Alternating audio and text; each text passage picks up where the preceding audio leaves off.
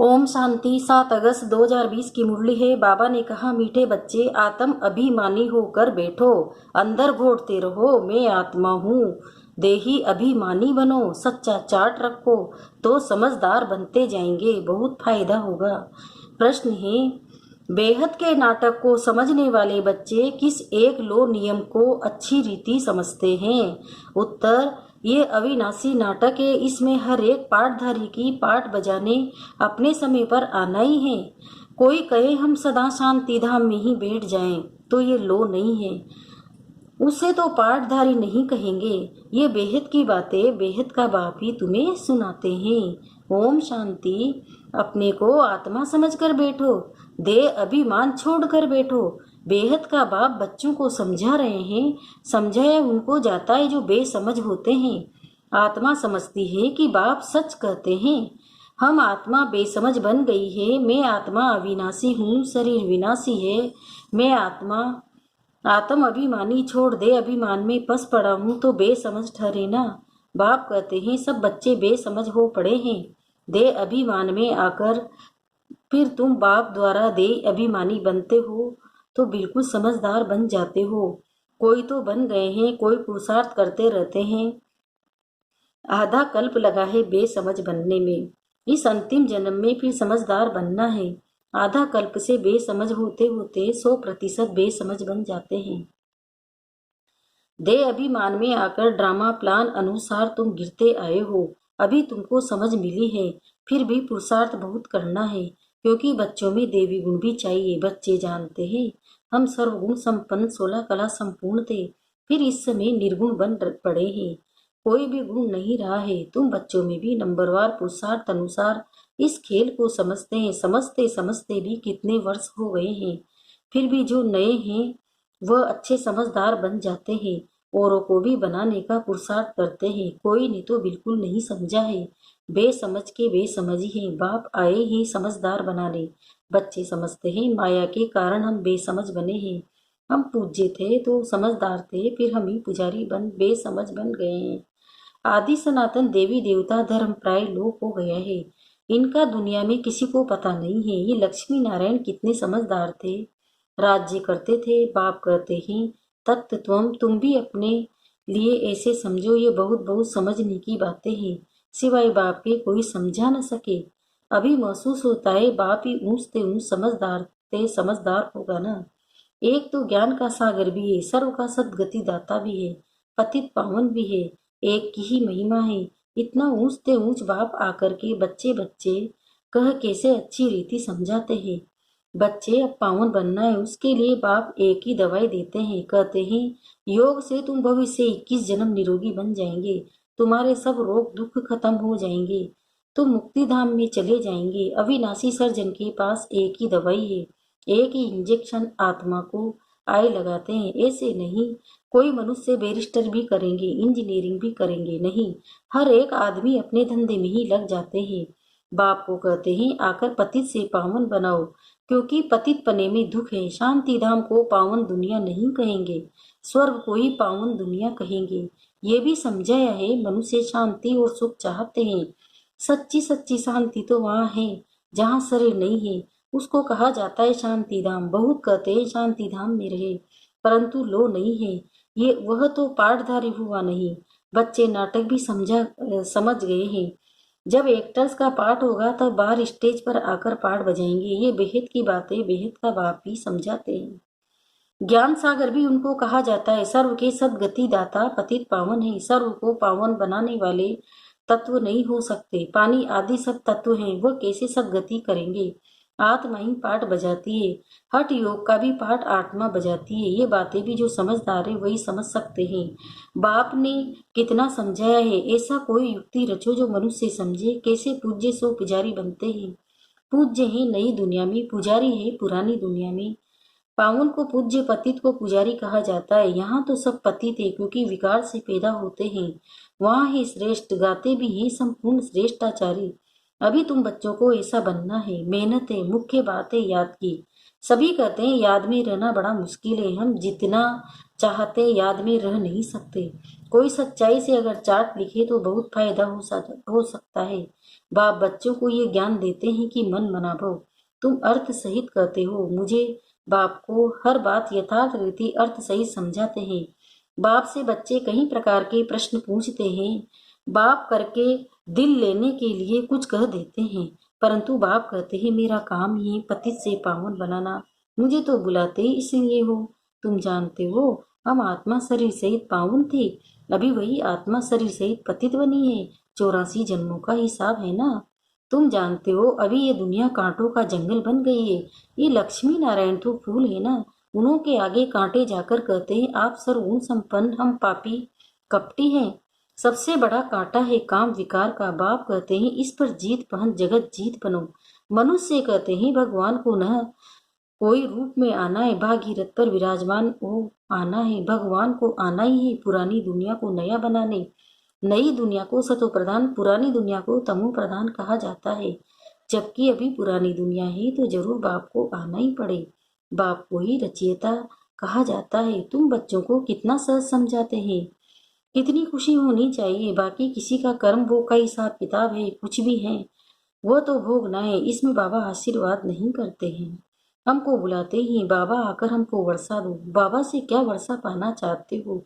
मुक्ति जीवन मुक्ति का, मुक्ति जीवन मुक्ति का दाता एक ही ज्ञान सागर बाप है, इसलिए उनको ज्ञान दाता कहा जाता है।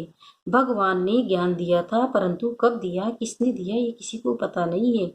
सारा मुजारा इसमें है, किसी को ज्ञान दिया यह भी किसी को पता नहीं है। अभी ये ब्रह्मा बेटे हैं, इनको मालूम पड़ा है कि हम सो नारायण था, फिर 84 जन्म भोगेंगे। ये है नंबर 1 में बाबा बतलाते हैं मेरी तो आँख ही खुल गई। तुम भी कहेंगे हमारी तो आँखें ही खुल गई।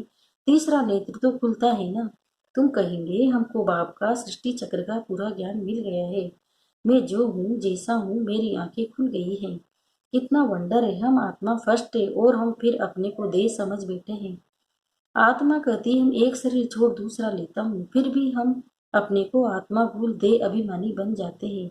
इसलिए अब तुमको पहले पहले ये समझ देता हूँ कि अपने को आत्मा समझ बैठो। अंदर में ये घोटते रहो कि मैं आत्मा हूँ। आत्मा न समझने से बाप को भूल जाते हो, फील करते हो बरोबर। हम घड़ी घड़ी देह अभिमान में आ जाते हैं। मेहनत करनी है, यहाँ बैठो तो भी आत्म अभिमानी होकर बैठो। बाप कहते हैं हम तुम बच्चों को राजाई देने आए हैं। आधा कल्प तुमने हमको याद किया। कोई भी बात सामने आती है तो कहते हैं हाय राम, परंतु ईश्वर व राम कोई कौन है ये किसी को पता नहीं है। तुमको सिद्ध करना है। ज्ञान का सागर पतित पावन सर्व का सदगति दाता त्रिमूर्ति परम पिता परमात्मा शिव है। ब्रह्मा विष्णु शंकर तीनों का जन्म इकट्ठा है। सिर्फ शिव जयंती नहीं है, परंतु त्रिमूर्ति शिव जयंती है। जरूर जब शिव की जयंती होगी तो ब्रह्मा की भी जयंती होगी। शिव की जयंती मनाते हैं, परंतु ब्रह्मा ने क्या किया, लौकिक पारलौकिक और ये है अलौकिक बाप, ये है प्रजापिता ब्रह्मा। बाप कहते हैं नई दुनिया के लिए नया ज्ञान अभी तुमको मिलता है, फिर प्राय लोप हो जाता है। जिसको बाप रचता और रचना का ज्ञान नहीं तो अज्ञानी ठहरे ना। अज्ञान नींद में सोए पड़े हैं, ज्ञान से ही दिन भक्ति से ही रात।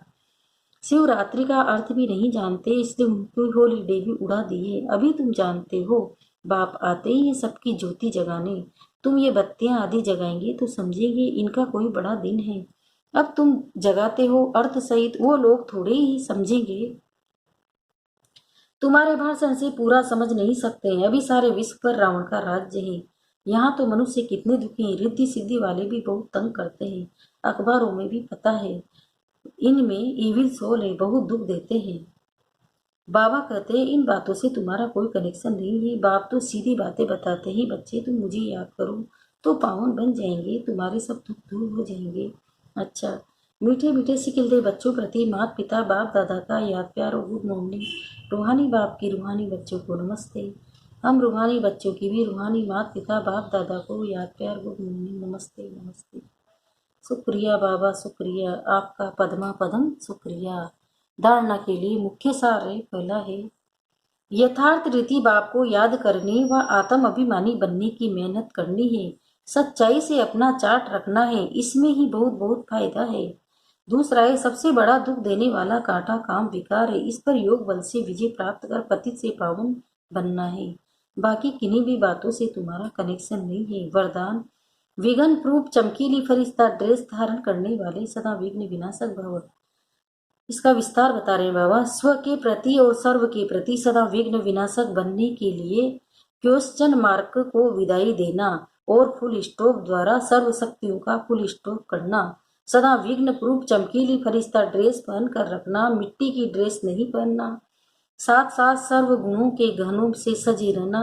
सदा अष्ट शक्ति शस्त्रधारी संपन्न मूर्ति बनकर रहना और कमल पुष्प के आसन पर अपने श्रेष्ठ जीवन के पांव रखना। स्लोगन: अभ्यास पर पूरा पूरा अटेंशन दो तो फर्स्ट डिवीजन में नंबर आ जाएगा।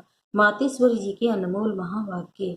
ये ईश्वरीय नॉलेज सर्व मनुष्य आत्माओं के लिए पहले तो अपने को एक मुख्य पॉइंट्स ख्याल में अवश्य रखनी। जब इस मनुष्य सृष्टि झाड़ का बीज रूप परमात्मा है तो उस परमात्मा द्वारा जो नॉलेज प्राप्त हो रही है वो सब मनुष्य के लिए जरूरी है। सभी धर्म वालों को ये नॉलेज लेने का अधिकार है। भले हर एक धर्म की नॉलेज अपनी अपनी है, हर एक का शास्त्र अपना अपना है, हर एक की मत अपनी अपनी है, हर एक का संस्कार अपना अपना है। लेकिन ये नॉलेज सबके लिए, भले वो इस ज्ञान को न भी उठा सके, हमारे घराने में भी न आवे, परंतु सबका पिता होने के कारण उनसे योग लगाने से फिर भी पवित्र अवश्य बनेंगे। इस पवित्रता के कारण अपने ही सेक्शन में पद अवश्य पाएंगे, क्योंकि योग को तो सभी मनुष्य मानते हैं। बहुत मनुष्य ऐसे कहते हैं हमें भी मुक्ति चाहिए, मगर सजाओं से छूट मुक्त होने की शक्ति भी इस योग द्वारा मिल सकती है। अजपा जाप अर्थात निरंतर ईश्वरीय याद। ये जो कहावत है श्वासोश्वास अजपा जाप जपते रहो, अर्थात उसका यथार्थ अर्थ क्या है? जब हम कहते हैं अजपा जाप तो इसका यथार्थ अर्थ है जाप के बिगड़ श्वासोश्वास अपना बुद्धि योग अपने परम पिता परमात्मा के साथ निरंतर लगाना, और ये ईश्वरीय याद श्वासोश्वास कायम चलती आती है। उस निरंतर ईश्वरीय याद को अजपा जाप कहते हैं। बाकी कोई मुख से जाप जपना अर्थात राम राम कहना, अंदर में कोई मंत्र उच्चारण करना, ये तो निरंतर चल नहीं सकता। वो लोग समझते हैं हम मुख से मंत्र उच्चारण नहीं करते, लेकिन दिल में उच्चारण करना है, ये है अजपा जाप। परंतु ये तो सहज एक विचार की बात है। अपना जहाँ अपना शब्द ही अजपा जाप है, जिसको जपने की भी जरूरत नहीं है, आंतरिक बैठ कोई मूर्ति का ध्यान भी नहीं करना है, न कुछ सिमरन करना है, क्योंकि वह भी निरंतर खाते पीते रह नहीं सकेंगे। लेकिन हम जो ईश्वरी याद करते हैं वही निरंतर चल सकती है, क्योंकि वह बहुत सहज है। जैसे समझो बच्चा है, अपने बाप को याद करता है तो उसी समय बाप का फोटो सामने नहीं लाना पड़ता, लेकिन मनसा वाचा कर्मणा बाप के सारे ऑक्यूपेशन एक्टिविटी गुणों सहित याद आता है। बस ये याद आने से बच्चे की भी वो एक्ट चलती है, तभी संत सोच फादर करेंगे। वैसे अपने को भी और सबकी याद दिल भीतर से मिटाए उस एक की असली पारलौकिक परम पिता परमात्मा की याद में रहना है। इसमें उठते बैठते खाते पीते निरंतर याद में चल सकते हैं। उस याद से ही कर्मातीत बनते हैं। तो इस नेचुरल याद को ही अजपा जाप कहते हैं। अच्छा, ओम शांति। ओम शांति। ओम शांति।